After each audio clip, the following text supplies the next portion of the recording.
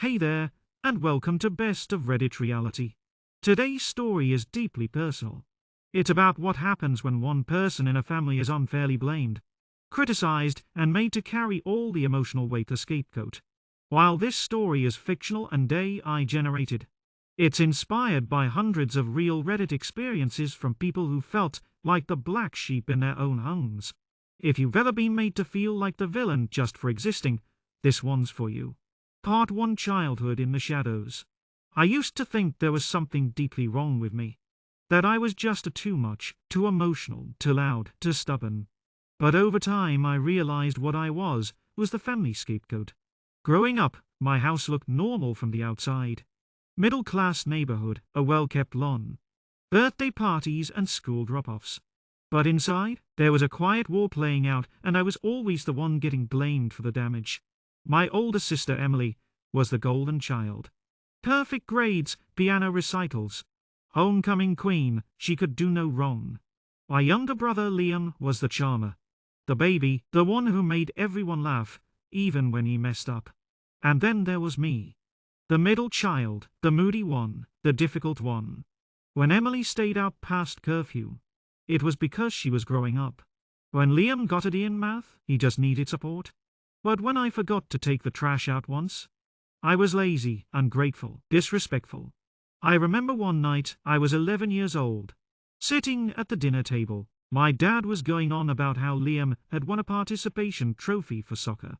Everyone clapped. When I tried to talk about the art project I'd worked on all week, my mom cut me off. "Can we just have one meal where you're not making everything about you?" I hadn't even spoken 10 words. The worst part wasn't the yelling, it was the gaslighting. Anytime I tried to stand up for myself or even just ask why I was always in trouble, I was met with lines like "You're too sensitive. Why are you always so negative? Maybe if you acted more like Emily." So I stopped talking. I started hiding in my room. Art became my safe place. I'd sketch for hours faces, animals, dream worlds. It was the only thing that made me feel like me, but even that was dismissed. Once, I showed my mom a charcoal portrait I was proud of. She glanced at it and said, "That's nice, but you need to focus on real skills. No one's hiring artists." I spent most of high school pretending everything was fine. I got decent grades, stayed out of trouble. But no matter what I did, the narrative never changed. If something went wrong, it was my fault, always. The tipping point came the night of Emily's engagement dinner. She brought her fine home to meet the family. Everyone was buzzing with excitement. I was genuinely happy for her. I even spent hours helping my mom set up the decorations. But at dinner, Emily made a sarcastic joke about how I used to cry over everything, and everyone laughed.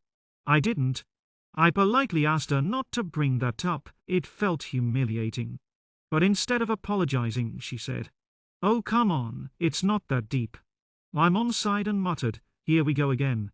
That was it. The same script, the same roles, the same dismissal. I left the table without a word and went upstairs.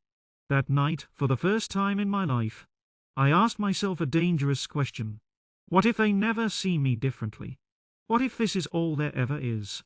Hard to the breaking point. After Emily's engagement dinner, something changed inside me. Not all at once, but enough to make me question everything. I'd always assumed, deep down, that maybe one day things would get better. That if I just worked harder, stayed quiet, and proved myself, my parents would finally see me, appreciate me, love me the way they loved Emily and Liam. But that night made it clear I could be perfect, and they'd still find a reason to be disappointed in me. A few weeks later, I went back to college. It was my second year at a small liberal arts school, where I was majoring in graphic design, something my parents never supported. Every time I brought it up, my dad would say, "Let me know when you pick a real major." And my mom would sigh like I was wasting my life. But college was where I started to find people who saw me, really saw me. My roommate Dana once told me, "You're the most thoughtful person I've met, but I feel like you're always trying not to take up space." That hit me hard. I started seeing a campus therapist. At first, I just wanted help with anxiety. I thought maybe I was the problem, too sensitive, too emotional, like my parents always said. But in one of our sessions, my therapist asked, "Has it ever occurred to you that you might have been the scapegoat in a dysfunctional family dynamic?" I'd never heard the term before. She explained it like this: in some families, one person becomes the emotional dumping ground. They carry all the blame, so the rest of the system stays intact. Suddenly, my whole childhood made sense. That night, I went down a rabbit hole of Reddit threads, articles, and videos. Story after story of people who had lived my life. People who were blamed for everything, made to feel crazy, and eventually realized it wasn't them. It was the system. It was the parents. That realization was liberating and terrifying. Over winter break, I made the decision to set boundaries. Not cut anyone off yet, just small limits. I told my mom I wouldn't be attending the family reunion.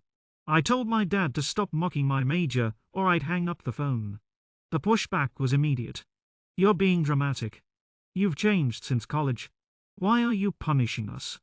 Then came the guilt texts from my sister. "You know mom's been crying since you cancelled. Can't you just be part of the family?" But for once, I didn't cave. I felt sick, but also was strong. The final breaking point came when I returned home that summer for a week-long visit.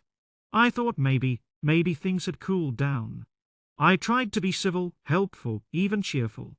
One evening, at dinner, Liam spilled soda all over the carpet. My mom gasped. And then she turned to me. "Why weren't you paying attention?" I blinked. "What?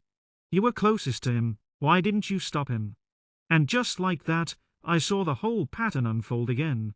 Blame me, shame me, punish me. Except this time I didn't stay quiet. I stood up and said, calmly but firmly, "You don't get to blame me for everything anymore. I didn't do anything wrong." The room froze. My dad told me to sit down and stop being disrespectful. I didn't.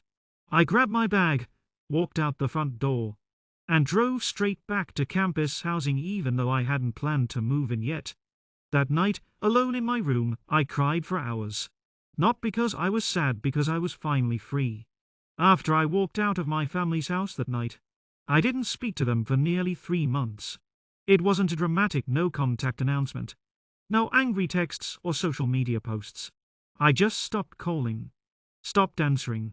Stopped putting myself in the line of fire. At first, the silence was deafening.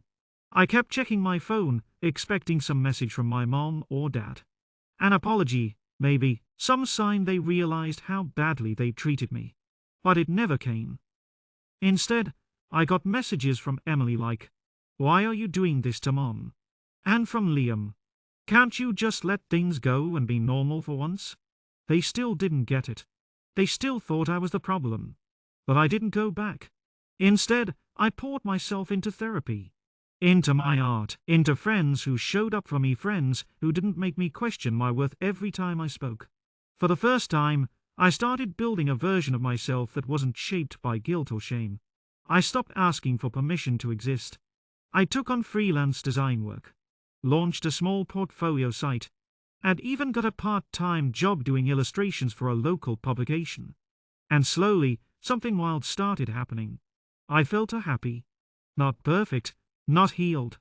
There were still hard days. Birthdays felt weird, holidays were complicated. But they weren't unbearable, not anymore. Because now I knew I wasn't the villain in some family story. I had just been cast in that role by people who never took the time to understand me. And I could rewrite the script. Eventually, I did reconnect with some of my family, but on my terms. I kept conversations short. I didn't share things they could use against me. And when they crossed a boundary, I stepped back again. I don't think they'll ever fully understand what they did. But that's okay. Because this story, it's no longer about them. It's about me. About reclaiming who I am. About choosing peace, even if it means walking alone. Thanks for listening to this story. If you've ever felt like the scapegoat in your own family, know this. You are not alone, you are not broken. And you do not owe anyone your silence.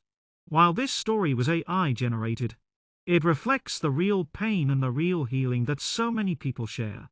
If it spoke to you, please consider liking, subscribing, and sharing it with someone who needs to hear it. You deserve to be seen. You deserve to be loved for who you really are.